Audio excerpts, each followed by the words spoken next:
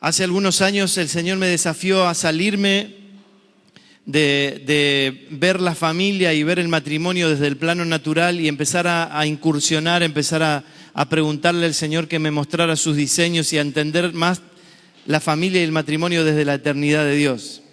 Y el Señor me llevó en un camino, como familia, nos llevó a todos en realidad en un camino muy lindo, por ahí un poco turbulento, un poco doloroso en algunos procesos, pero en realidad fue muy bueno hacer esa transición a entender las cosas desde la perspectiva de Dios. Yo me acuerdo, este año se cumplen 21 años de mi profesión como psicólogo y me acuerdo que en más de una oportunidad en mi consultorio me encontré con gente que me hablaba acerca de sus hijos y de las generaciones totalmente desde el plano natural. Gente cristiana que le decía a su hijo, no estudies tal cosa porque eso no te va a dar dinero. Suena inocente y suena bien, aparentemente, pero en realidad cuando yo le enseño a mi hijo a no estudiar algo porque no le da dinero, le estoy enseñando a mi hijo a manejarse por criterios temporales. La pregunta sería, ¿lo que voy a estudiar va a colaborar con Dios en el avance de su propósito eterno? Entonces lo estudio, no importa si me va a dar dinero o no, porque Dios de alguna manera me va a proveer, me provee Dios, no el trabajo ni lo que estudié. Entonces, pequeñas cosas como esas, o personas que habíamos visto en el entorno cercano, o amigos, gente que ha estado trabajando, liderando en la iglesia de Dios en la tierra, que sus hijos se alejen del camino del Señor, o gente que crece en su vida familiar con el temor de que sus hijos algún día abandonen la fe. Fueron todas cosas que Dios fue usando para desafiarme a ver que necesitamos revisar qué estamos multiplicando en las generaciones.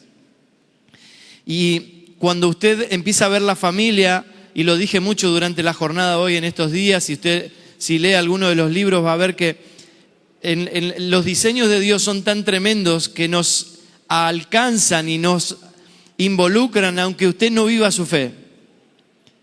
Le doy un ejemplo. Obviamente que cuando uno se alinea a lo eterno, uno se alinea a la espiritualidad y vive el diseño de Dios, uno puede disfrutar de la mano de Dios de todo lo que eso implica y vivir el orden que Dios diseñó para nosotros, como matrimonios, como familias, como personas. Pero una persona que no conoce a Dios y le dice a su hijo, no vayas a tal iglesia o no te acerques a los pastores porque son unos chantas que te roban los diezmos. ¿Qué está haciendo esa persona con su hijo?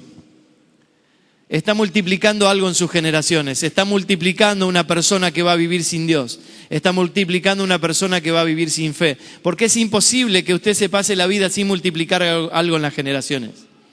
Porque ese fue el diseño de Dios. Dios estableció el multiplícate en el Génesis y le dijo a la gente, al primer matrimonio, que multiplique lo eterno en las generaciones. Y ese es un diseño que está en la médula espinal de la familia y que aunque la familia no viva su vida cristiana, o viva su vida cristiana a medias, o viva solo una vida religiosa, esa familia algo va a multiplicar en las generaciones. Ahora, ahora enseguida vamos a ver 3 cosas muy importantes que una familia que multiplica lo eterno lo entiende. Si usted se pone a ver la mayoría de las familias cristianas y el estado de la iglesia hoy en día y el estado de la sociedad hoy en día nos refleja que en algún lugar del camino nos hemos corrido de los diseños de Dios. Si usted se pone a tomar una sopa con el tenedor en su casa, ¿qué sucede? No se va a poder, ¿no? Va a estar un rato renegando y después va a agarrar el plato y se lo va a tomar como si fuera una taza. Porque el tenedor no tiene el propósito de que usted lo use. No fue diseñado con el propósito de tomar una sopa. El tenedor fue diseñado para pinchar un trozo de comida. Si es carne, mejor, ¿no? Con todo respeto a los vegetarianos. Alguien dijo amén por ahí.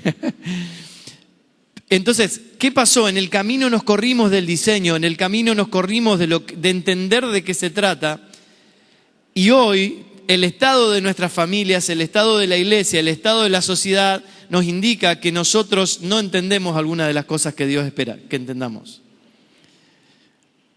Porque si las entendiéramos todo estaría mejor o estaría diferente. ¿Qué le quiero decir con esto? Por ejemplo, usted va a ver ahí en la primera placa que la familia fue diseñada por Dios como analogía de su familia. Dios diseñó la familia natural para que refleje realidades espirituales, que refleja su familia, que es la iglesia. Esto lo trabajamos en la tarde, no voy a volver sobre esto. Pero si usted no entiende que su matrimonio fue diseñado para reflejar la unión de Cristo y la iglesia, si usted no entiende que su familia fue diseñada para reflejar a la familia de Dios, que es la iglesia en toda la tierra, usted no entiende de qué se trata la familia. Y entonces, si usted no está multiplicando lo eterno en las generaciones, lo que usted va a hacer es multiplicar lo temporal en las generaciones. Por ejemplo, decirle a su hijo que no estudie algo porque no le va a dar dinero. Eso es temporal. Cuando usted no entiende que estamos llamados a reflejar realidades espirituales, usted va a vivir en el plano temporal. Y el plano temporal está marcado por las emociones, el plano temporal está marcado por las circunstancias, el plano temporal está marcado por el primer Adán, que es alma viviente. Pero el plano eterno tiene que ver con la obra de la cruz, el plano eterno tiene que ver con Cristo, el plano eterno tiene que ver no con estar disfrazados de cristianos, sino con estar revestidos de Cristo, como dicen las cartas apostólicas. Pero nosotros, y quiero que usted entienda esto no es un reto, un regaño, no es un palazo en la nuca en esta noche. Esto es algo que Dios trae a nuestra vida en esta noche. A modo de reflexión, no es una crítica a la iglesia, no es una crítica a la historia, no es una crítica a nuestra propia familia, yo soy 3 generaciones de creyentes, sino que es un desafío que el Señor nos trae en esta noche para revisar cómo está configurada nuestra mente, cómo está configurado el evangelio que creemos, cómo está configurado nuestra manera, los argumentos que están en nuestra vida, porque eso es lo que vamos a multiplicar en las generaciones.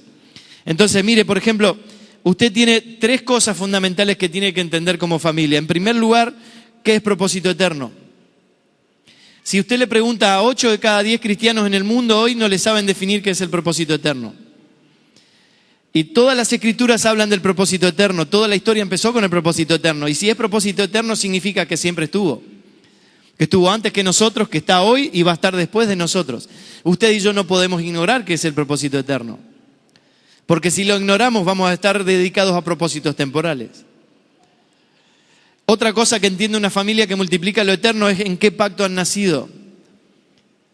Si usted se acuerda de la historia de Noé, Dios se le acerca a Noé y le dice, esto está pasando en el mundo, tu generación está de esta manera, le hace un diagnóstico generacional, le dice a Noé qué es lo que él va a hacer al respecto de esto y le dice a Noé cómo él y su familia tienen que ser colaboradores de Dios en eso que Dios iba a hacer. Dios estaba obrando de una manera, estaba actuando de una manera.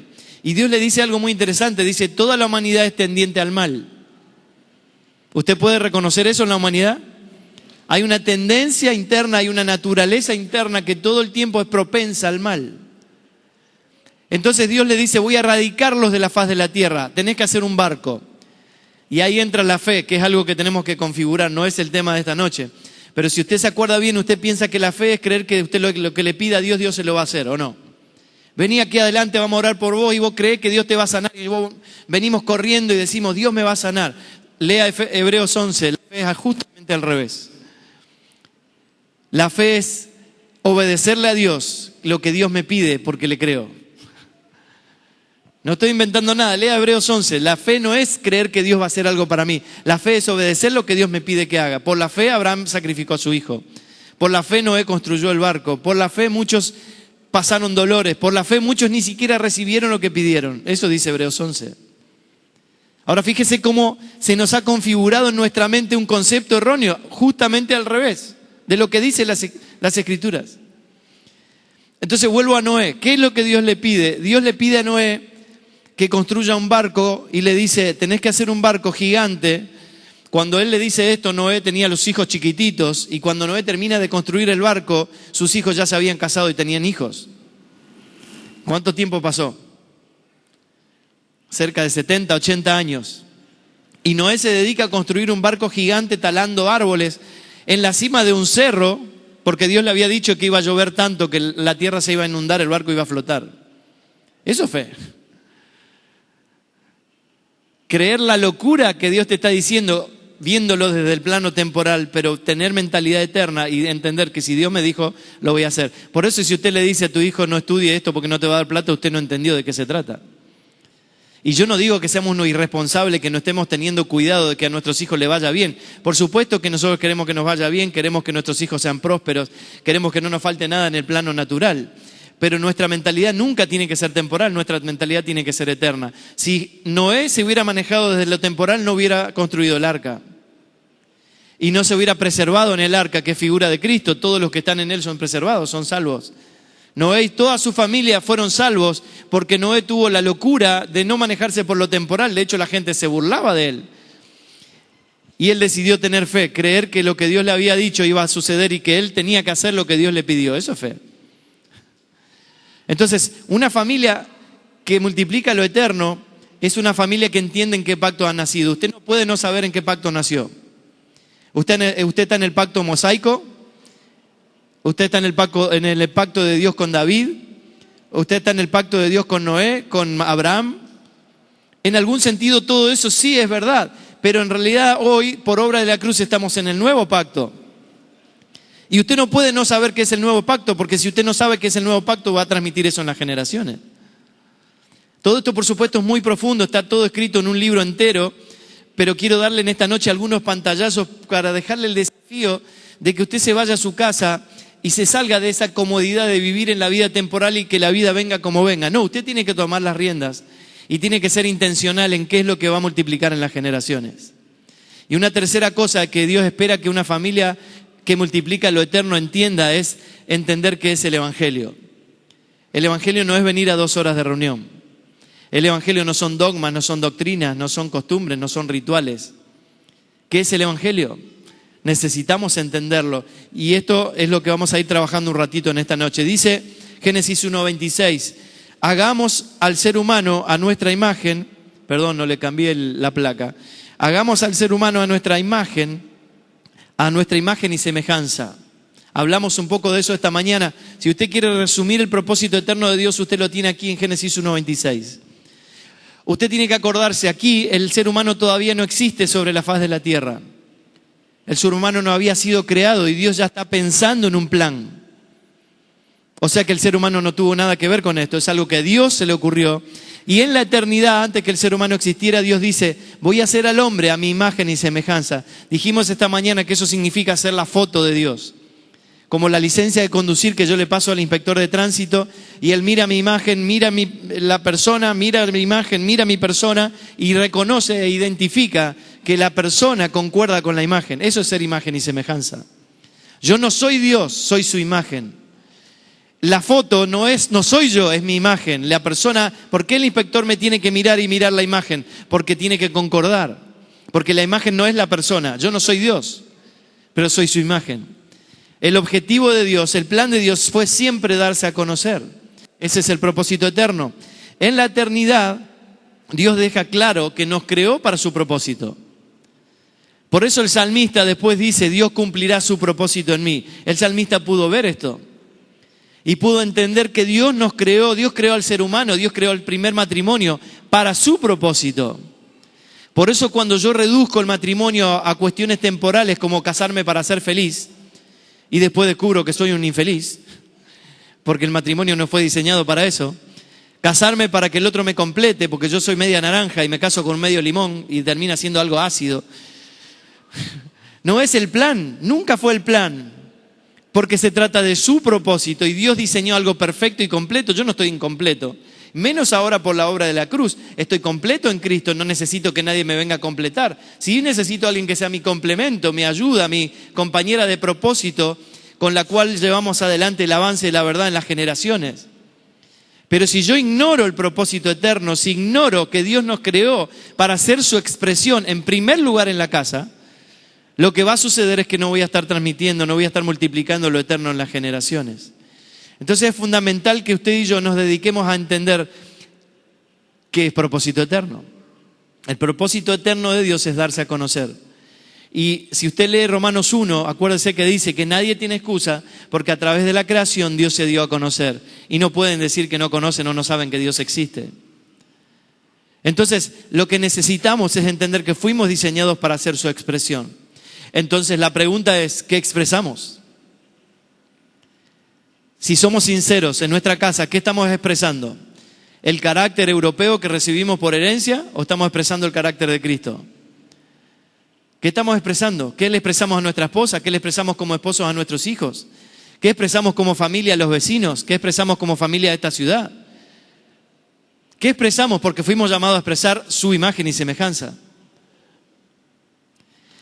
Así que como Dios lo dice, lo hace, lo pone en práctica, y Dios creó a los seres humanos a su propia imagen, a imagen de Dios los creó, varón y hembra los creó. Así que el matrimonio y la familia, como dijimos hoy, es una idea de Dios para expresión de Dios sobre la tierra. Dios nos creó para su expresión. Y ese es el trabajo más importante que usted tiene en la vida, el propósito más importante que usted tiene en la vida, es ser expresión de Dios en la tierra. A eso usted le puede agregar diferentes asignaciones, usted le puede agregar ser maestro, ser profesional, ser abogado, ser ama de casa, ser lo que usted quiera. Pero en todas esas áreas usted está llamado a ser expresión de Dios. Ese es nuestro verdadero trabajo. Por eso no tiene tanta importancia si yo voy a estudiar algo que me va a dar plata o no, porque lo que sí es importante es que yo entienda que lo que voy a hacer lo exprese a Él. Y si lo expresa a Él, todo está suplido. Dios va a suplir todo lo que yo necesite, porque Él es mi papá, yo soy hijo del dueño del mundo. Dios no tiene problema con recursos. Había 2 millones de judíos, de israelitas en el desierto, muertos de hambre, quejándose de las migajas que comían en Egipto, y Dios dice, bueno, ok, que llueva pan, y llueve pan. O sea, Dios no tiene problema con los recursos, los problemas los tenemos nosotros con nuestra mentalidad. Entonces, cuando nosotros empezamos a entender estas cosas, empezamos a alinearnos a lo eterno, y cuando estamos alineados a lo eterno, eso se expresa en lo cotidiano en nuestra casa, y nuestros hijos van creciendo, entendiendo de qué se trata, y eso se empieza a multiplicar en las generaciones, que es el diseño original. Adán, sabemos que por la comida que comió, por creer la mentira que le trajo el enemigo, cambió su naturaleza y multiplicó la expresión de su propia imagen en las generaciones. Mire lo que dice Génesis 5:1 al 3. El día en que creó Dios al hombre, a semejanza de Dios lo hizo. Hombre y mujer los creó y los bendijo y les puso por nombre Adán el día en que fueron creados. Vivió Adán 130 años y engendró un hijo a su semejanza, conforme a su imagen. O sea, el primer matrimonio, Adán, se corre del diseño, se corre del plan de Dios, y en vez de multiplicar la imagen y semejanza de Dios en las generaciones, por la corrupción, por independizarse de Dios, por creer la mentira, empiezan a multiplicar su propia imagen. El apóstol Pedro toma esto y después dice, nosotros heredamos la vana manera de vivir de nuestros padres. Pablo escribe a los romanos y le dice, por un hombre entró la muerte, por un hombre que es Cristo entró la vida. Y las escrituras hablan todo el tiempo de esto. Este es el verdadero problema que todo ser humano enfrenta. Tiene una naturaleza interna que está corrupta y que no puede expresar la imagen de Dios a no ser que yo experimente la obra de la cruz. Entonces, la obra de la cruz nos vuelve a posicionar en la intención original de ser su imagen y semejanza. Esto es algo maravilloso de la obra de la cruz. Ahora, usted y yo no podemos tener 3 generaciones de creyentes e ignorar la obra de la cruz. Porque si yo ignoro todo lo que pasó en la cruz, si yo ignoro el consumado es de la cruz, eso voy a transmitir en las generaciones, eso voy a multiplicar en las generaciones. Voy a multiplicar buenas formas, voy a multiplicar buenas costumbres, voy a multiplicar el hábito de venir una vez a la semana o 2 veces a la semana a una reunión. Voy a multiplicar el hábito de dar una ofrenda como trueque con Dios, porque si no Dios no me bendice. Pero no voy a multiplicar lo eterno, que es el entendimiento de lo que Dios hizo, hace y está haciendo, porque es un plan eterno. ¿Me va siguiendo? Así está escrito, dice el apóstol Pablo, fue hecho el primer hombre Adán, alma viviente, el postrer Adán, espíritu vivificante o espíritu que da vida. Pero lo espiritual no es primero, sino lo animal, luego lo espiritual. Esto es lo que decíamos al principio. Dios diseña todo lo natural para que refleje lo espiritual. El primer hombre es de la tierra terrenal, el segundo hombre, que es el Señor, que es Cristo, es del cielo. Conforme al terrenal, así serán los terrenales, y conforme al celestial, así serán los celestiales. ¿Por qué usted se sorprende cómo el mundo está? Si el mundo está conforme al terrenal. El terrenal, ¿qué hizo? El primer Adán, ¿qué hizo?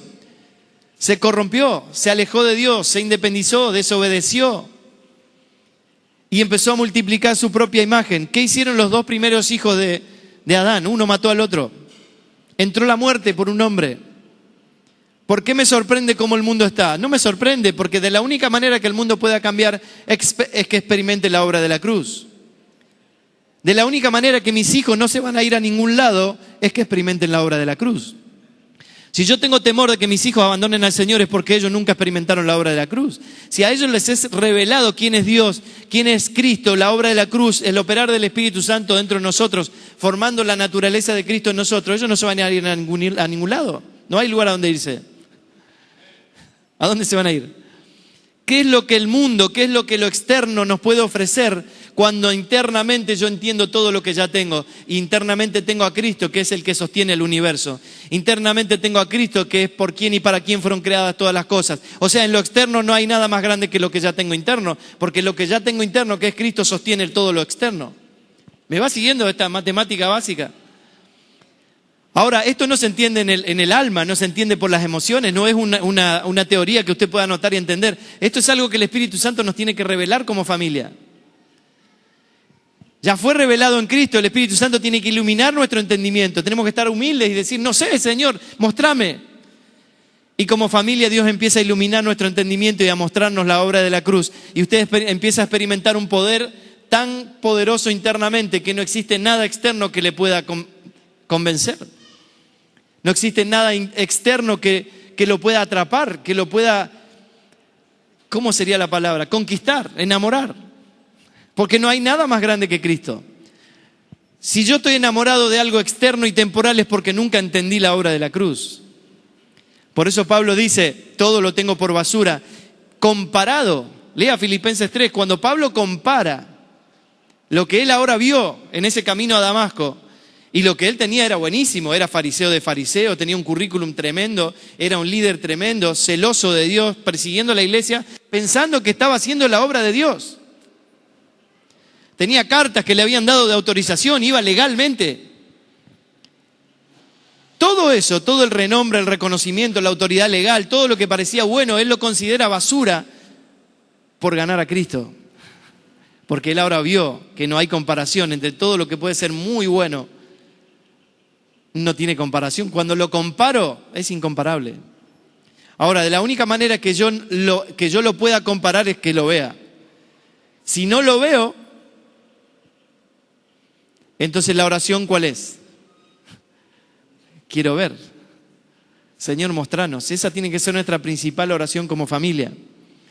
Ahora mire cómo sigue el texto y dice, así como hemos traído la imagen del terrenal. ¿Quién es el terrenal? Adán. Traeremos también la imagen del celestial, que es Cristo. ¿De qué habla Génesis 1:26? ¿Cuál es el propósito eterno? Hacernos a su. ¿Y qué es lo que Dios nos promete por la obra de la cruz? Volver a traer la imagen del celestial. Entiende que usted no puede ignorar como familia qué es lo que sucedió en la cruz. La cruz no es un momento histórico que celebramos todos los marzo o abril en Semana Santa. La cruz es mucho más que un momento histórico. La cruz es un momento eterno, es un momento que marca un antes y un después en la humanidad, es la refundación de la humanidad. Dios creó una nueva creación, una nueva criatura que ahora es Cristo. Y el que está en Cristo, nueva criatura es, todas las cosas pasaron, todas son hechas nuevas. Eso es la cruz. Y la cruz es un estado permanente que como familia necesitamos entender. Y necesitamos entender todo lo que nos fue concedido por la obra de la cruz, porque si no, no vamos a multiplicar eso en las generaciones. Desháganse, mire que claro el texto, desháganse de la vieja naturaleza pecaminosa. ¿Cuál era? La de Adán. Y de su antigua manera de vivir que está corrompida por la sensualidad y el engaño. ¿Usted puede darse cuenta que hay sensualidad y engaño en la sociedad? Hay sensualidad y engaño. ¿Cuál es la clave del engaño? Parecer verdad. ¿Cómo usted se da cuenta que un billete es falso? Si no sabe cómo es el verdadero, no se da cuenta, le meten el engaño. Ahora nosotros nos hemos pasado la vida en ser expertos en las tinieblas. Dios nunca nos llamó a ser expertos en las tinieblas. Usted pregúntele, ¿hay alguien que trabaja en banco acá? ¿O conoce a alguien? ¿Qué hace el bancario? Es experto en reconocer el verdadero. Entonces cuando le ponen el falso al lado, lo ve enseguida porque conoce el verdadero. Nosotros no estamos llamados a conocer el engaño, ser expertos en el engaño, los nombres de los demonios. No, Dios nos llamó a ser expertos en la luz. Expertos en Cristo, expertos en la obra de la cruz. Y eso, el acceso al engaño, la exposición al engaño hace que, a la verdad, hace que el engaño se caiga. Entonces, tenemos que salir, dice Pablo, de la vieja naturaleza corrompida por la sensualidad del engaño. En cambio, dejen que el Espíritu les renueve los pensamientos y las actitudes. Pónganse la nueva naturaleza creada para ser a la semejanza de Dios, quien es verdaderamente justo y santo. ¿De qué se trata el propósito eterno? Génesis 1:26. De haber sido creados a su imagen y semejanza. ¿Qué es lo que nos ofrece la obra de la cruz? Traer la imagen del celestial, revestirnos de Cristo y ser a semejanza de Dios. La cruz, como familia, nos da el acceso a volver a las intenciones del diseño original. Usted no puede ignorar esto, porque ese es el propósito eterno. Y si usted lo ignora, usted va a transmitir en las generaciones propósitos temporales, propios, que perecen, que son discutibles, pueden ser muy nobles, pueden tener muy buenas intenciones, pero si no son el propósito eterno, son temporales, y ahí se quedan. La fama, mucho dinero. Si no sirve para hacer famoso a Dios y que su propósito eterno siga avanzando en las generaciones, no tiene ningún sentido. Y usted y yo como familia no podemos ignorar esto, porque para Dios somos grato olor de Cristo entre los que se salvan y entre los que se pierden. Para esto ciertamente olor de muerte para muerte y para aquellos olor de vida para vida. ¿Qué somos para Dios? Olor de Cristo. ¿Qué es lo que Dios está buscando oler en nosotros? A Cristo. ¿Cómo puede oler Dios a Cristo? Que Adán muera. Y eso produce la obra de la cruz. Si usted y yo seguimos operando en la naturaleza de Adán y sigue saliendo de nosotros corrupción, sigue saliendo de nosotros rivalidad, enemistad, competencia, muerte, ira, contienda, divisiones, pleitos, ¿qué es lo que huele Dios? No huele a Cristo, porque eso es fruto de la carne es Adán. Y la obra de la cruz nos hace libre de la naturaleza de Adán. Dios ya por la obra de la cruz nos hizo libre de la esclavitud del pecado, dice Romanos. Ahora lo que Dios está haciendo es formando a Cristo en nosotros. Y el primer lugar donde se tiene que notar esto es en nuestra casa. Es la familia la que tiene que experimentar la obra de Cristo en nosotros. Que nuestros hijos vean a Cristo en nosotros. Que mi esposa me pueda ver y ver a Cristo en mí. Porque si no ve a Cristo en mí, no hay término medio. Para Dios hay solo dos cosas. Está el primer Adán o el postrer Adán. El árbol de la vida o el árbol del conocimiento del bien y del mal. La naturaleza de Adán, la naturaleza de Cristo. El fruto de la carne o el fruto del espíritu. No hay otro término medio. Yo me puedo llamar cristiano, pero puedo estar operando en Adán. Dios lo huele. Lo acabamos de leer acá en 2 Corintios capítulo 2. Entonces necesitamos ocuparnos como familia que Dios cada día pueda oler en nosotros más a Cristo. ¿Amén? ¿Sigue conmigo todavía? Eso es un pequeño resumen de lo que es propósito eterno, que le animo a que usted siga investigando y siga estudiando. Otra cosa que dijimos que una familia que multiplica lo eterno entiende es en qué pacto han nacido. Yo no puedo seguir pidiéndole a Dios cosas que Dios ya no hace. Dios es todopoderoso, es omnipotente, omnisciente, omnipresente, pero hay cosas que Dios ya dejó de hacer porque lo hizo en la obra de la cruz. Dios antes tenía un templo, un lugar a donde la gente iba una vez al año y tenía un sacerdote que entraba una vez al año a ofrecer un sacrificio. Eso Dios ya lo resolvió en la obra de la cruz. La obra de la cruz fue el sacrificio y a partir de la obra de la cruz, usted y yo somos el templo donde Dios habita, usted y yo somos el sacrificio, usted y yo somos sacerdotes que ofrecemos nuestra vida, nuestro cuerpo como sacrificio vivo y santo agradable a Dios. Que encima dice Romanos 12 que es el culto racional. Si es culto racional, ¿qué quiere decir? Que hay un culto que es irracional. O sea, loco. ¿Usted qué culto le quiere ofrecer a Dios? ¿Culto racional o culto irracional? Dios nos llama a ofrecer culto racional. Tengo que saber de qué se trata. Entonces yo no puedo decirle a Dios que llene este lugar como si esto fuera el templo. Esto no es el templo, esto es un auditorio. Estos son ladrillos que construimos, que alberga no sé cuántas, 1000 personas, para que juntos ministremos al Señor. El templo somos nosotros, la iglesia somos nosotros. Esto es todo escritura, está escrito, usted tiene que leerlo y entenderlo. No vamos a la iglesia a encontrarnos con Dios, nosotros somos la iglesia. Y ya tenemos a Dios en nosotros. Si Dios está perdido, no, Dios no está perdido, nosotros estamos perdidos. No entendimos de qué se trata. Ahora fíjese que parece tan inocente y parece tan sencillo, pero si yo no entiendo claramente esto, voy a multiplicar esto en las generaciones. porque necesito entender en qué pacto nací. El pacto en el que nací se llama Nuevo Pacto y empezó en la obra de la cruz. Usted tiene, como dijimos esta tarde, un panorama bíblico para poder entender la Biblia muy sencillamente. En la Biblia Cristo fue anunciado de Malaquías para atrás, de la obra de la cruz para atrás, Cristo fue anunciado. Y después, en el año 0 de nuestro calendario, tenemos la encarnación del Cristo eterno en el Jesús de Nazaret, el Jesús judío, que habitó el vientre de María y que nació como un bebé humano, 33 años. Y después de la obra de la cruz, recién acabamos de leer que Cristo es espíritu vivificante, que es impartido en todos los creyentes. Y usted tiene un panorama bíblico y ve la centralidad de Cristo en las Escrituras. Cristo fue anunciado por los profetas, por las sombras, por las figuras. Cristo fue encarnado, vino, habitó entre nosotros, se hizo hombre y Cristo ahora está impartido en todos los creyentes. Usted no puede ignorar eso. Usted no puede seguir pensando que Cristo sigue encarnado en Jesús de Nazaret, porque eso fue hace 2000 años. Hoy, 2000 años después, estamos después de la obra de la cruz, y después de la obra de la cruz, Cristo vive en nosotros. Cantábamos recién, ya no vivo yo, Cristo vive en mí. Ahora, qué triste que eso quede solo en una canción, o el texto bíblico, como dice el apóstol Pablo, ya no vivo yo, vive Cristo en mí, sea solo un texto bíblico que yo no puedo sostener con mi vida porque vivo yo. Y tengo mi plan, mi propósito, mis sueños, mis metas, mis objetivos. Y con Cristo cumplo 2 horas de reunión una vez a la semana. Suena inocente, pero no es inocente, porque eso estoy multiplicando en las generaciones. Y Dios nos llamó a multiplicar lo eterno en las generaciones. Una familia que multiplica lo eterno ha entendido que Cristo es espíritu vivificante, que es una vida impartida, que la vivimos y la expresamos diariamente en nuestra casa. Como vimos en esta mañana, el amor que Dios espera que salga de mí es el amor de Cristo que ya tengo viviendo en mí. El amor que todo lo espera, todo lo soporta, que nunca deja de ser. No es mi amor humano natural, es el amor de Cristo a través de mí. Esa es la vida que Dios espera que se manifieste en mi casa.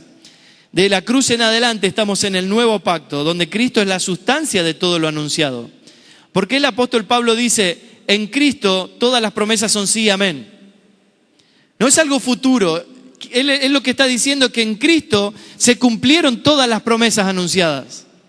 Él es el cumplimiento de la ley, Él es el cumplimiento de las promesas. Yo no puedo ignorar eso, porque si no voy a seguir todavía esperando promesas.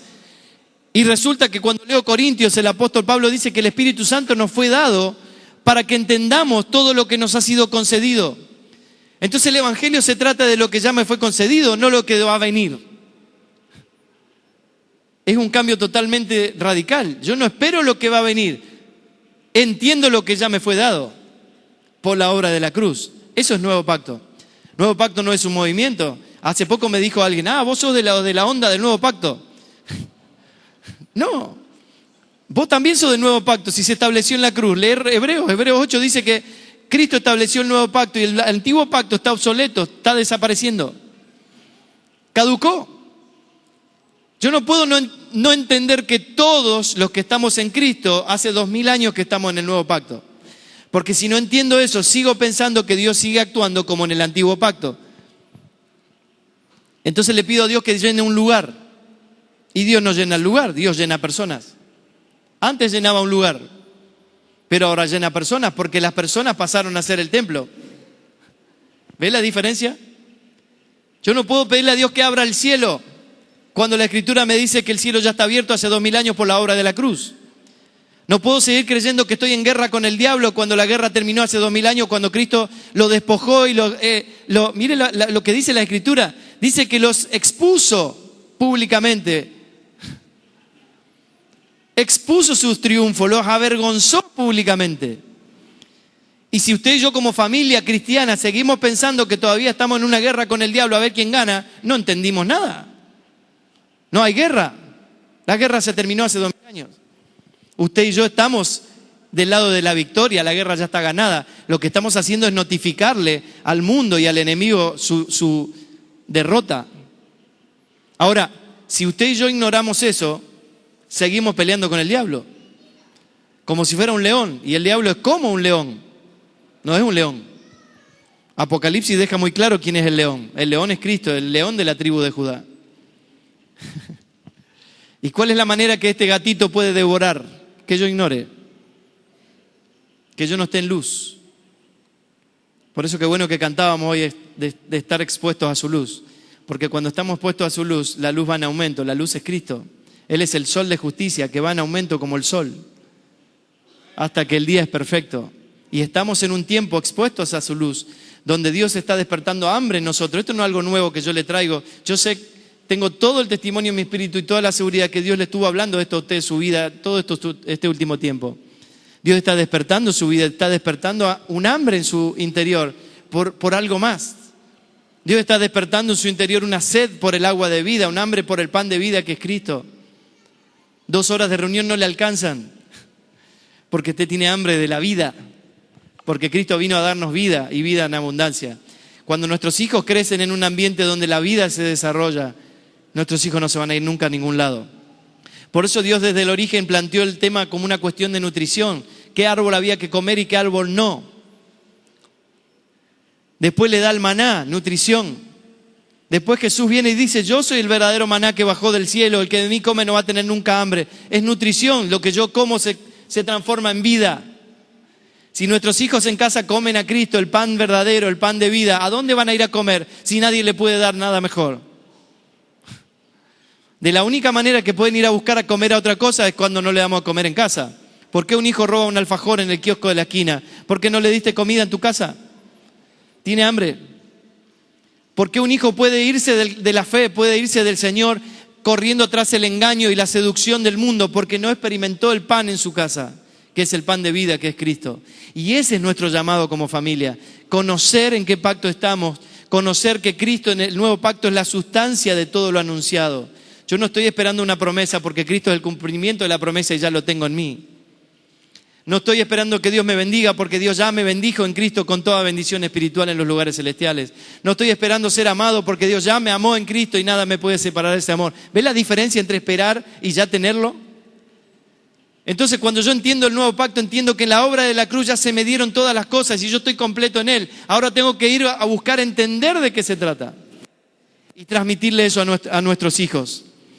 Vivimos en Cristo como una posición. Estar en el nuevo pacto es estar en la posición de hijos, estar en la posición de regenerados, en la posición de justificados, de reconciliados, de aceptos, de amados, de benditos, de completos. Lea las cartas apostólicas, usted va a ver una y otra vez que dice, nos fue dado, hemos sido hechos, nos hizo en Él, en el amado, en Cristo. Cuando yo estoy en Cristo y estoy en... Perdón, lo apagué. Si la Biblia representa a Cristo y yo pongo ¿cómo se llama? Puntero, gracias. Lo pongo adentro.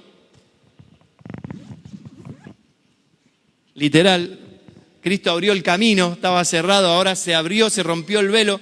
El puntero soy yo, lo pongo adentro de Cristo y todo lo que le pasa a Cristo me pasa a mí. Pasó a ser uno. Cristo es amado por el Padre, somos aceptos en el amado. Cristo es el amor de Dios. Cristo es a quien Dios ama. Cristo es a quien Dios ve. Y yo estoy en Cristo. Y las Escrituras hablan todo el tiempo de esto. Estamos en Cristo, en Cristo, en Cristo, en Cristo. ¿Entiende cómo funciona? Pero no es un entendimiento de teoría, es un entendimiento en el Espíritu. Que es mi oración en esta noche, que el Espíritu Santo esté abriendo sus ojos, esté iluminando su entendimiento y lo pueda ver. Familias que multiplican lo eterno entienden en tercer lugar qué es el Evangelio. Usted no puede ignorar qué es el Evangelio. Pablo le dice a los Gálatas, me asombra que tan pronto estén dejando ustedes a quien los llamó por la gracia de Cristo para pasarse a otro Evangelio. Pablo está escribiendo esto 50 años, 70 años después de la obra de la cruz. Y le dice, no es que haya otro evangelio, sino que ciertos individuos están sembrando confusión entre ustedes y quieren tergiversar el evangelio de Cristo. No hay otro evangelio. Ahora esto a mí me asusta que 70 años después de la obra de la cruz Dios tenga que confrontar a los Gálatas con esto. Y hoy estamos 2000 años después de la obra de la cruz. Y ahora vamos a ver una pequeña lista. Hay tantos otros evangelios que nos hemos inventado con nuestra imaginación. que parecen verdad, porque esa es la trampa del engaño, parece verdad, pero no lo es. Y el engaño tiene la finalidad de alejarnos de la vida, de alejarnos de la verdad. La verdad es Cristo. Él es el camino, la verdad y la vida. El engaño nos lleva por otro camino, nos lleva lejos de la verdad y nos lleva a la muerte. Entonces, Pablo le dice, no es que haya otro evangelio, y le deja claro, el evangelio es Cristo, y la gente quiere tergiversar ese evangelio. El evangelio es Cristo, no son frases, no son dogmas, no son doctrinas, no son ritos, no son costumbres o tradiciones. El evangelio no es ser evangélico. ¿O sí? Porque a ver, me estoy metiendo en unos líos acá. Pero creo que usted tiene la madurez para entender lo que le estoy diciendo. No es una crítica, yo no dejo de llamarme evangélico, porque de alguna manera representa ciertos argumentos, criterios, valores, creencias, pero en realidad Dios nos llamó a Cristo. Dios no te sacó de la droga a evangélico, te sacó de tinieblas a luz. La luz es Cristo. Dios no te sacó de huérfano a la iglesia de Dios en la Argentina, te sacó de huérfano a hijo. Después ya es una anécdota que estemos siendo parte de una asociación o de otra asociación o de no sé cuál asociación o de ninguna, porque en realidad para Dios no hay asociaciones, hay una sola iglesia en toda la tierra y es su iglesia, es un templo espiritual que Dios está construyendo con piedras vivas, que somos todos los creyentes en los que Cristo está siendo formado.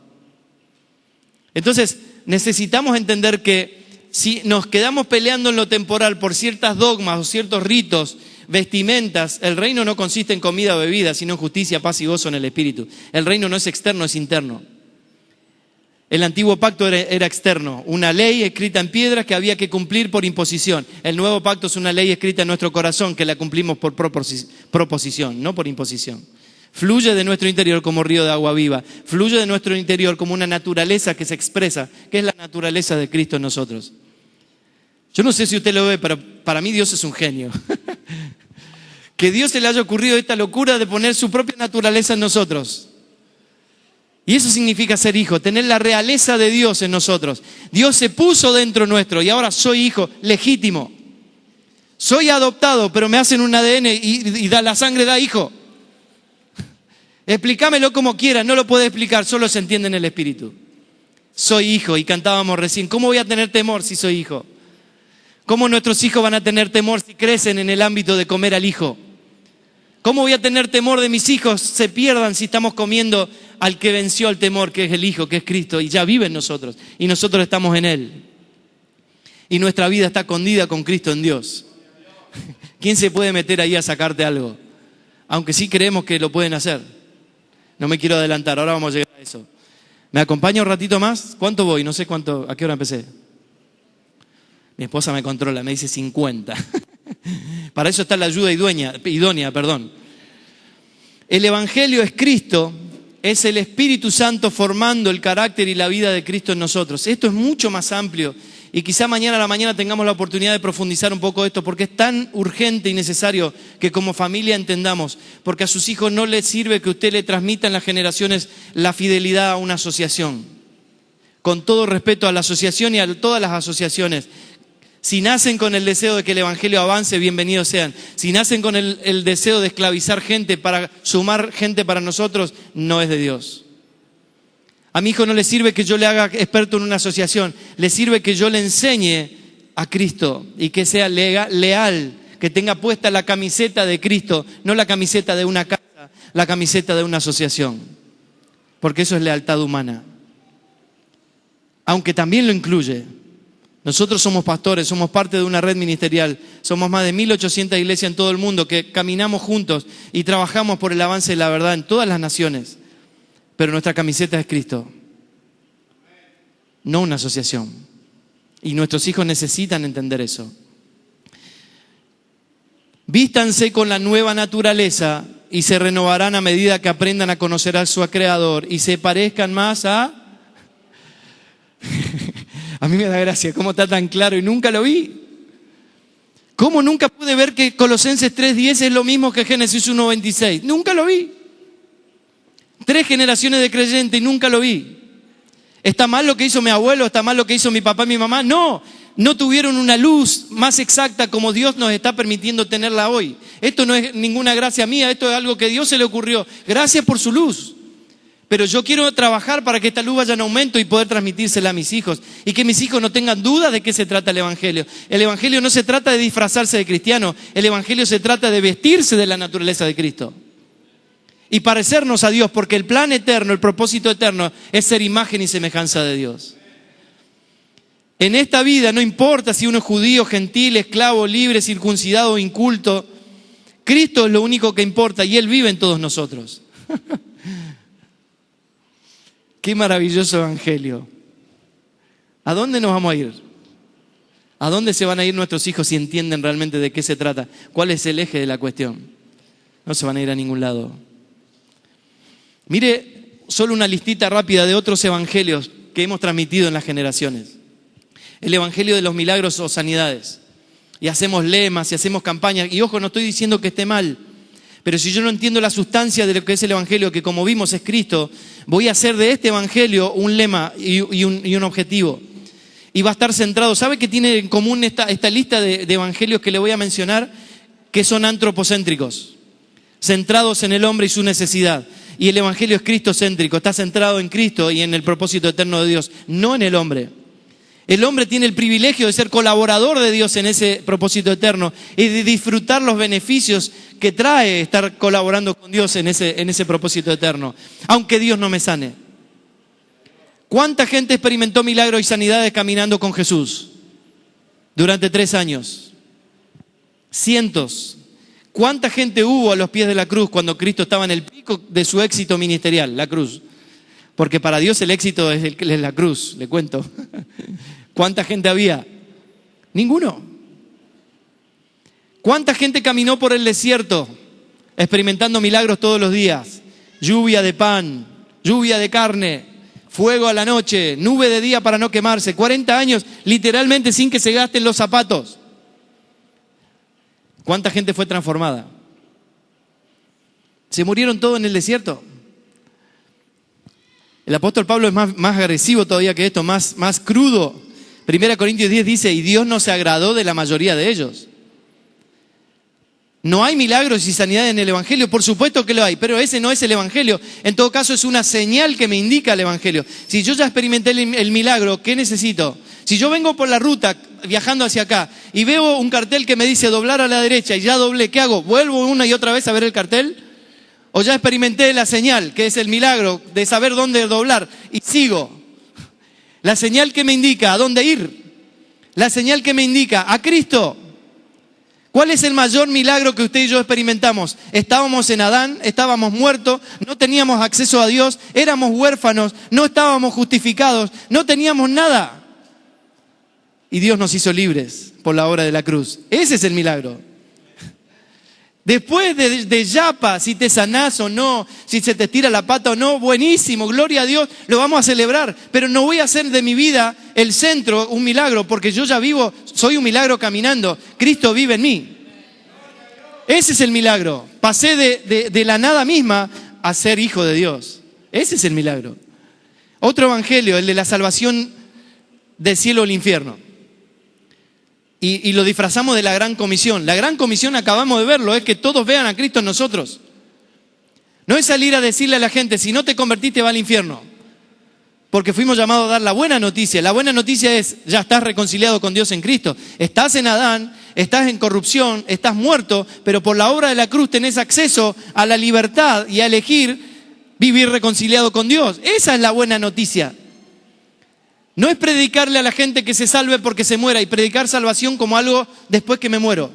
Y mientras tanto vivo como puedo, voy sobreviviendo y doy el testimonio pésimo que me sale porque el evangelio que recibí es para después que me muera. Resulta que cuando leo Juan 17, Jesús dice, y esta es la vida eterna, que te conozcan a ti y al Hijo que has enviado. O sea que cuando yo empiezo a conocer a Cristo, empiezo a conocer al Padre y empiezo a experimentar la vida eterna. No necesito morir para experimentar la eternidad. Yo ya tengo la eternidad que es Cristo en mí. ¿Ve la diferencia? Parece muy sutil, porque eso es el engaño. La diferencia abismal es uno es cristocéntrico, el otro es antropocéntrico. Otro evangelio, el evangelio de la solución a los problemas. Hasta ponemos lemas. Cristo es la solución. Y obviamente que Cristo es la solución. ¿Pero qué? ¿A tu problema de plata? ¿A tu problema de matrimonio? ¿Qué pasa si yo vengo buscando la solución a mi problema y Dios no me lo soluciona? Me voy porque el evangelio no me funciona. ¿Qué pasa si vengo buscando la solución a mi problema y Dios sí me lo soluciona? Me voy porque ya no lo necesito más a Dios. Muchos lo hacen.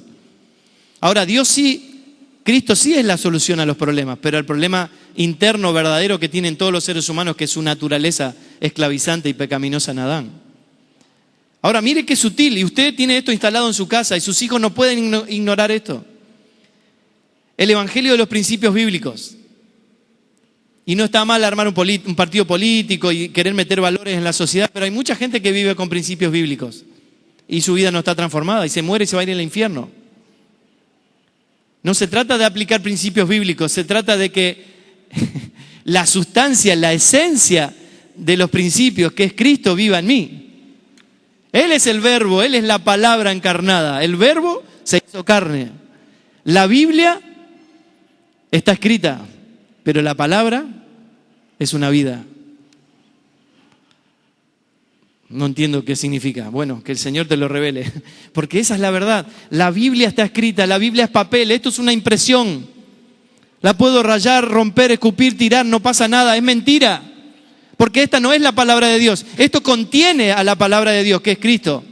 Y Dios tuvo esta genial idea de esconder en estos 66 libros al Cristo eterno. ¿Cómo puedo pensar que esta hojita, alguna más grande, más gruesa, va a esconder al Cristo eterno? Va a contener, entonces no lo tengo que cuidar, no romper. No, esto es papel. Pero tiene el poder, por la ayuda del Espíritu Santo, de mostrarme al Cristo eterno. Es la ventana a través de la cual yo miro al Cristo eterno. La Biblia está escrita, la palabra está viva. Y vive para siempre. Sus hijos no pueden ignorar esto.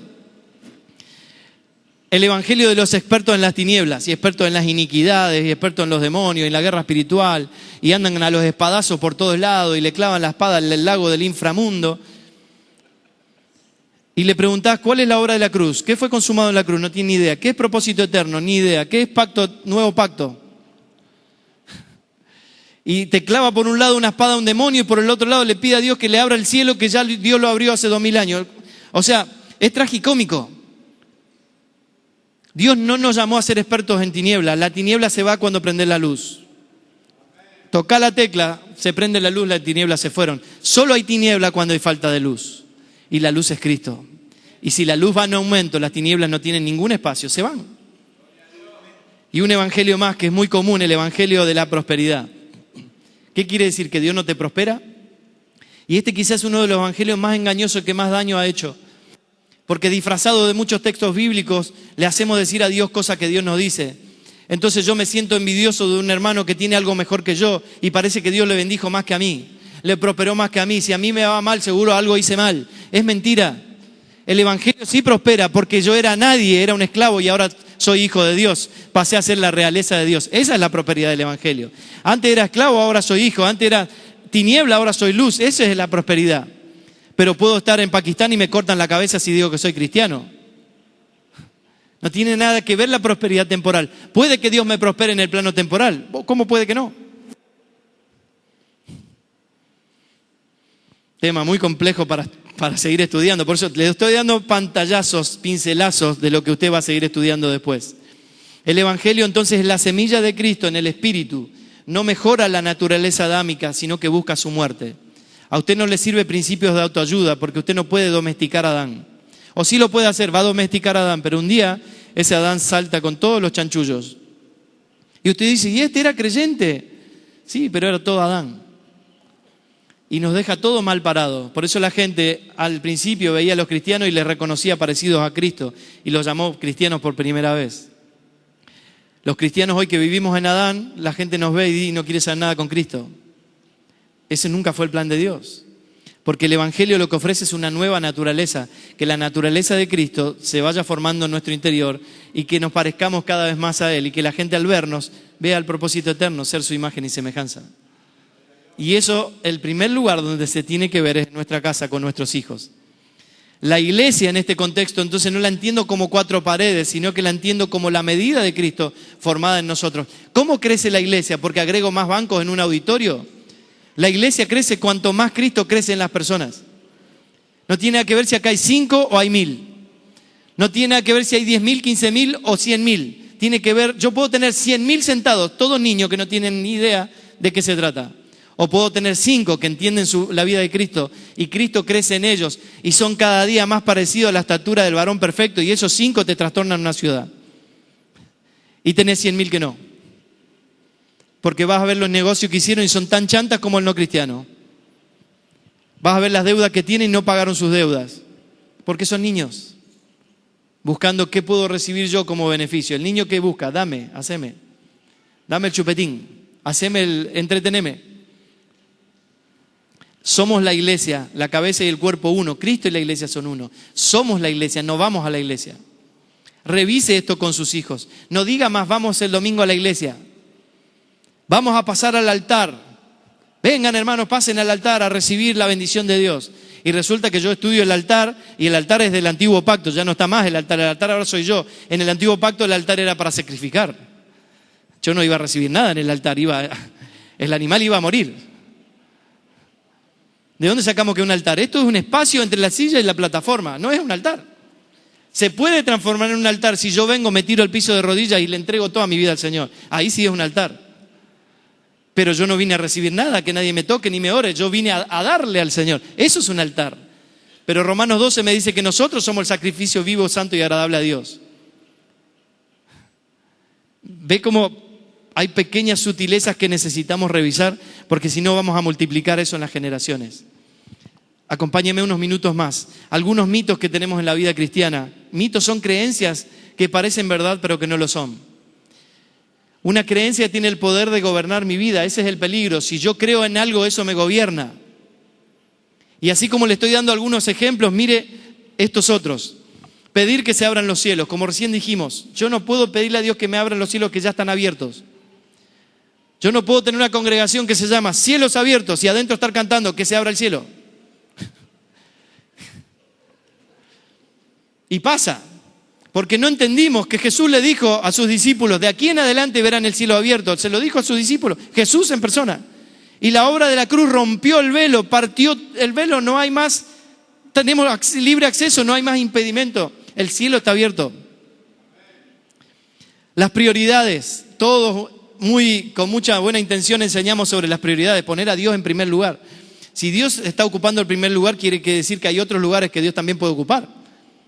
Pero resulta que las Escrituras me enseñan que yo ahora no vivo más mi vida, vivo su vida. Vive Cristo en mí. Entonces Dios ocupa toda la vida, todo el lugar. Dios no tiene un lugar, Él ocupa todo lo que hay. Entonces es algo que tenemos que revisar. Yo no puedo poner a Dios en primer lugar porque todo es Él. Todo es de Él, toda es su vida. Yo ahora vivo su vida. En todo caso, yo soy el que ocupa algún lugar, no Él. Él ocupa todo. Investíguelo. Diezmar para ser bendecidos. Y hacer trueque con Dios, ¿no? Si diezmo, perdón, me olvidé de pasarla, ahí está. Diezmar para ser bendecidos, haciendo trueque con Dios. Y resulta que Efesios 1:3 me dice que yo ya fui bendecido con toda bendición espiritual en los lugares celestiales. Ya no hay nada que yo pueda hacer. Si yo diezmo más o menos, o no diezmo, ¿voy a dejar de ser bendecido? Esto no me libera a no diezmar, porque el diezmo es la expresión de una generosidad que ya tengo adentro, que es Cristo mismo.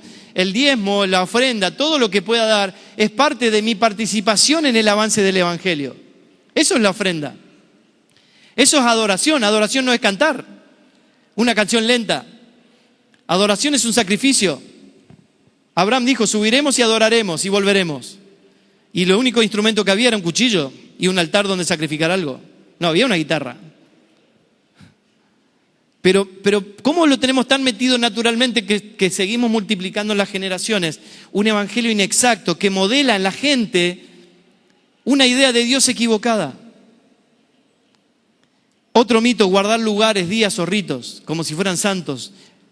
En el antiguo pacto había lugares, días y ritos. Hoy nuestra vida entera es del Señor. Nuestro cuerpo, nuestra vida es un sacrificio al Señor. Ya no hay más Shabbat.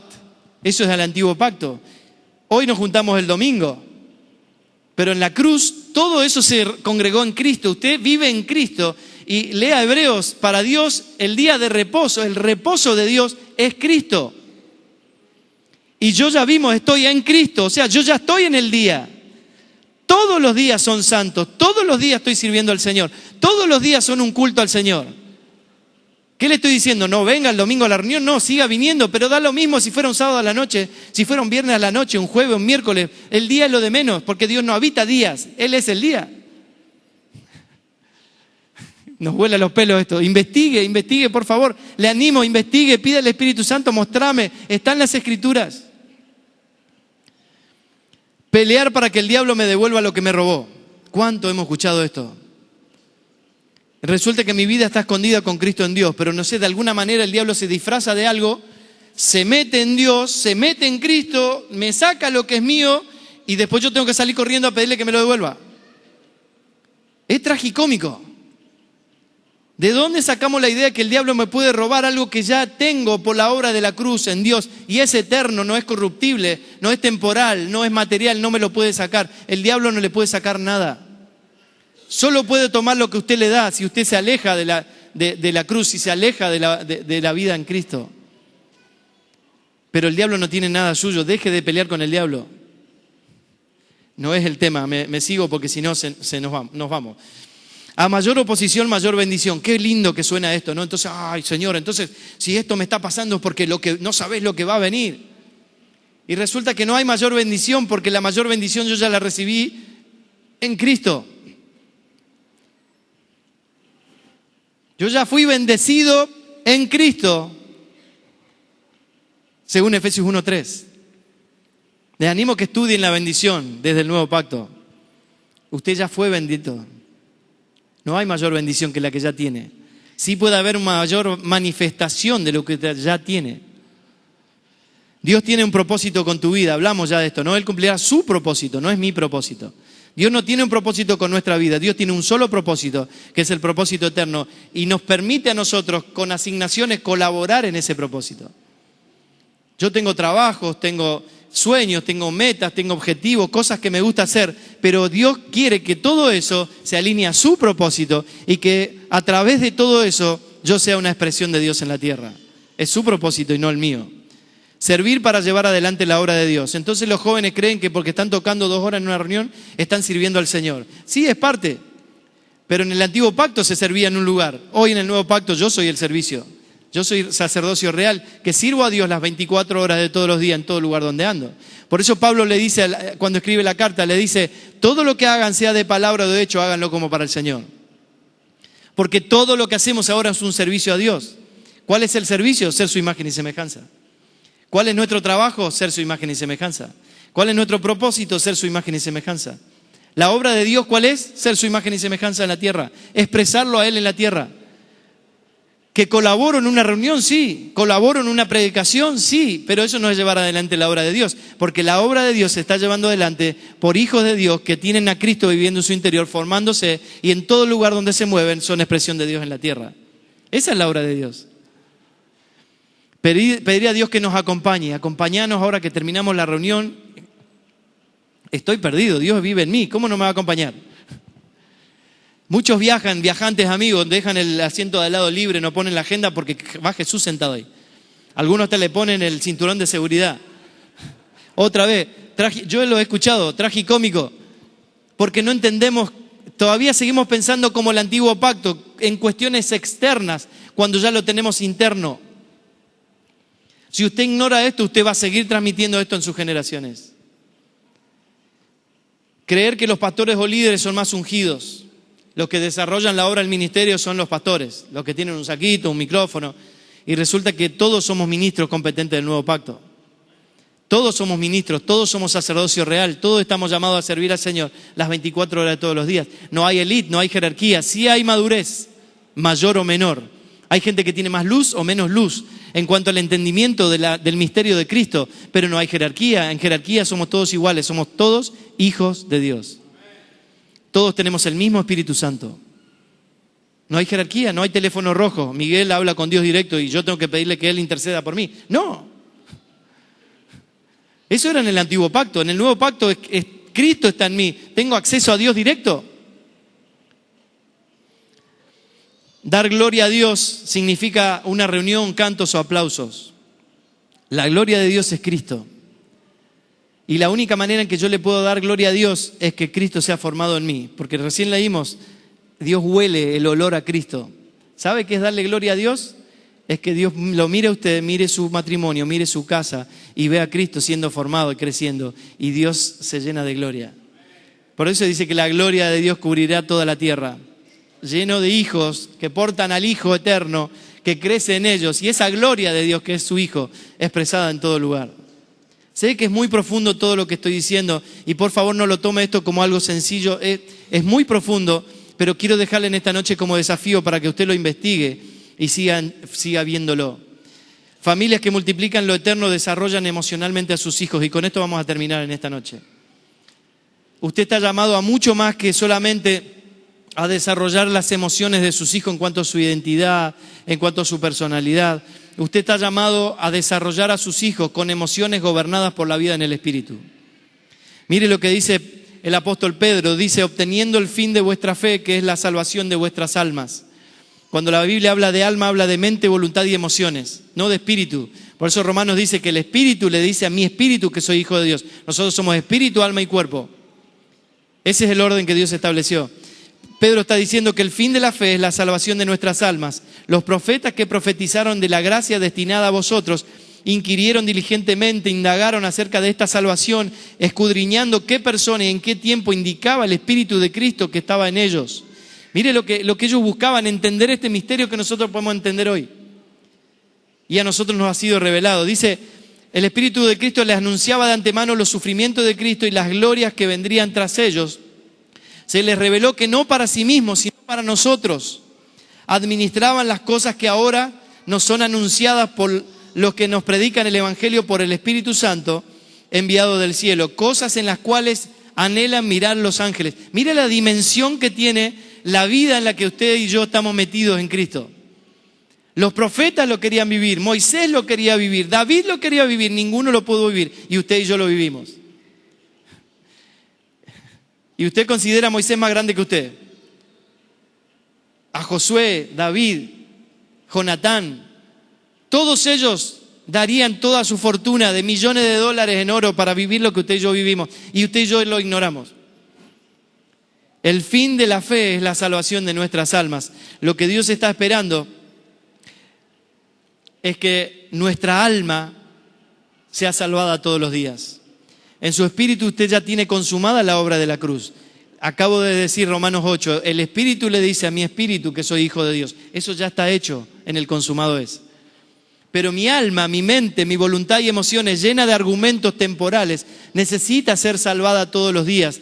Y los padres que entienden lo eterno se ocupan de que sus hijos aprendan a redimir sus emociones y a vivir por convicciones en el espíritu y no por opiniones temporales. Viene el nene corriendo de la escuela y dice, papá, me dicen que soy feo. ¿Por qué le puedo dar tanta trascendencia a algo externo? Porque mi hijo no entendió lo interno. Si mi hijo entiende que ya fue amado, entiende que porta a Cristo eterno, no hay nada externo que le puedan decir que le pueda cambiar su vida interna. ¿Por qué tengo baja autoestima? ¿Por qué tengo temor? ¿Por qué dudo del futuro? ¿Por qué le doy tanta trascendencia a mi pasado? Porque no entendí la obra de la cruz. Porque mi alma necesita ser salvada todos los días, entendiendo la obra consumada de la cruz. Por eso Pablo le escribe a los tesalonicenses y les dice que el mismo Dios, el Dios de paz, los santifique por completo y conserve todo su ser, espíritu, alma y cuerpo, irreprochable para la venida del Señor. Somos un solo ser, indivisible, pero el orden que Dios estableció es que el espíritu gobierne al alma y el alma le dé la orden al cuerpo de funcionar bien. ¿Y qué pasó? El primer Adán se transformó en alma viviente, ya lo leímos. Entonces hoy todo ser humano es almático, vive por emociones. Y por eso hay tantos trastornos emocionales que afectan el cuerpo. Tengo angustia y me duele la boca del estómago. Tengo miedo, se me aflojan las rodillas. ¿Por qué? Porque el cuerpo y el alma están relacionados. Pero lo que Dios estableció en el inicio, cuando sopla aliento de vida en el primer Adán, es poner su espíritu. Estableció espíritu, alma y cuerpo. Y el objetivo de Dios es que usted y yo, por la obra de la cruz, recuperemos eso. y vivamos por convicción en el Espíritu y podamos decir como el apóstol Pablo, yo no siento, yo sé que soy amado por Dios y no hay nada que me pueda separar de ese amor. Yo sé es convicción en el Espíritu, yo siento es emocional. Y yo siento puede cambiar. Si yo me acerco ahora y le pego una piña a usted, una trompada, ¿cómo se va a sentir? Va a sentir dolor y se va a enojar conmigo. ¿Cómo puede ser que en un segundo una emoción cambie tanto? Yo no puedo vivir por emociones, tengo que vivir por convicción. Las convicciones son eternas, las convicciones son irrefutables. Las convicciones tienen que ser eternas en Cristo, que no son negociables, no son discutibles, no son relativas. Yo fui amado y nada me puede separar de ese amor, eso no es discutible. Que yo lo sienta o no lo sienta ya es un problema mío. Y tengo que crecer en el Señor hasta que lo vea y mis emociones se ajusten a eso. Es mucho más amplio que esto, pero si usted entiende el mecanismo, usted va a estar entrenado para guiar a sus hijos en esto. Entonces, como dije, somos integrales y lo que Dios espera es que espíritu, alma y cuerpo sea el funcionamiento. Crezca en el espíritu, conozca la obra de la cruz, tenga la vida en el espíritu fortalecida, su espíritu fortalecido, como dice Efesios capítulo 3, el hombre interior fortalecido y usted va a entender las riquezas de Cristo, va a entender la altura, la anchura, la profundidad de su amor y su alma va a funcionar bien y su cuerpo va a funcionar bien y eso va a poder transmitírselo a sus hijos. Familia que multiplica en lo eterno, desarrollan a sus hijos o en sus hijos emociones gobernadas por la vida en el Espíritu. Y quiero que terminemos en esta noche con este texto que usted conoce y que nos hace ver bien claramente dónde están puestos nuestros pensamientos. Dice Isaías 26:3, tú guardarás en perfecta paz a todos los que confían en ti, a todos los que concentran en ti sus pensamientos. ¿Usted quiere paz? ¿Quiere su familia en paz?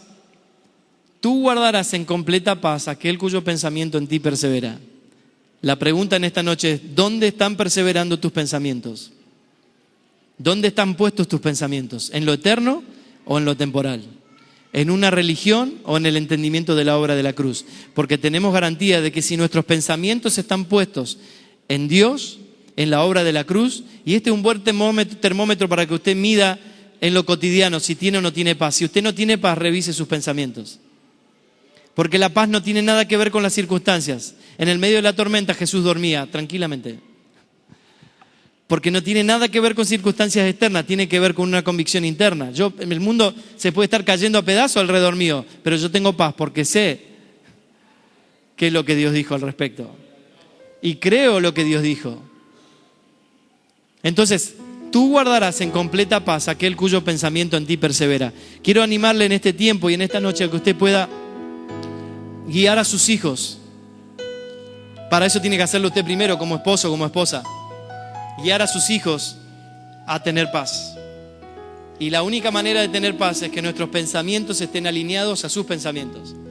La única manera de tener paz es que mis pensamientos sean llevados cautivos a la obediencia a Cristo. ¿Se acuerda ese texto? Eso es concentrarse en el Señor. Pablo le dice a los Filipenses, capítulo 4, les dice, piensen en todo lo justo, todo lo puro, todo lo que es de buen nombre. Si hay alguna virtud en eso piensen. Porque nosotros pensamos todo al revés. A los romanos le dice, cambien su manera de pensar para que cambie su manera de vivir y entonces van a descubrir la voluntad de Dios que es buena, agradable y perfecta. Y yo sé que en esta noche hay muchos aquí con temor en su corazón por su historia, por situaciones difíciles. Hay gente con temor en su corazón respecto al futuro, respecto a sus hijos. Pero creo que esta noche está muy claro que si alineamos como familia en nuestra vida lo eterno, Dios se va a ocupar de todo lo que haga falta. Y Él puede guardar en completa paz nuestra vida si nuestros pensamientos perseveran en Él. Y el Señor nos dio en esta noche la oportunidad de revisar nuestros pensamientos. Hay mucho por revisar, pero con algunos ajustes que podemos hacer como vimos en esta noche, lo que va a pasar es que se va a manifestar la paz. Pero la paz no es algo mágico. ¿Sabe lo que sucede? Cuando yo persevero en sus pensamientos, cuando pienso en la obra de la cruz, es que se manifiesta y se empieza a expresar la paz que es Cristo mismo, su naturaleza en nosotros. Él es la paz. Él es nuestra paz. No es una emoción. No depende de lo externo, es su naturaleza expresándose en nosotros. Así que le voy a animar a que se ponga de pie ahí donde está en esta noche.